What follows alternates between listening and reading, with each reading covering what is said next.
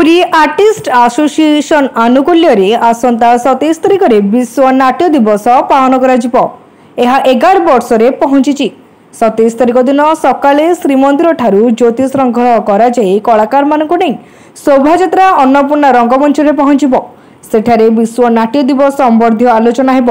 छात्र छात्री मानक नहीं 25 तारिख दिन प्रतिभा अन्वेषण राज्यस्तरीय प्रतियोगिता अनुष्ठित हेब। 26 तारिख दिन नाटक किए, 28 तारिख दिन मंचमाया और 29 तारिख दिन स्टार संध्या अनुष्ठित हेब बोली आयोजित एक सांबादिक सम्मेलन में सूचना दी जाइछि। उत्कलीय साहित्य, कला, संस्कृति और नाटक क्षेत्र में जीवनव्यापी अवदान पाई वरिष्ठ अभिनेता और नाट्य निर्देशक दिलीप कुमार दास और लोकनाथ रथ को संबर्धित कर सांबादिक सम्मेलन में पुरी आर्टिस्ट एसोसिएशन सभापति भरत नायक, संपादक रामकृष्ण महापात्र, उपदेष्टा प्रशांत मिश्र, चक्रधर महापात्र, राधेश्याम रथ प्रमुख उपस्थित थे। 11 वर्ष पदार्पण कर नाटक उत्सव को विश्व नाट्य दिवस को पालन करुँ निश्चित भाव में सारा ओडिशा रे एक प्रभाव पकेब।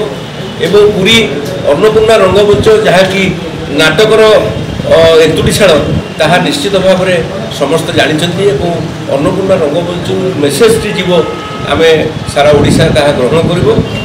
वर्षर आमर थीम हूँ आम मान को गुरुत्व दौचु मात्र संख्या को नुह आम आमर नाटक कि भाव में गुरुत्व रही भाव में नाटक लोक को आदृत कर वर्षर श्रेष्ठ कार्यक्रम।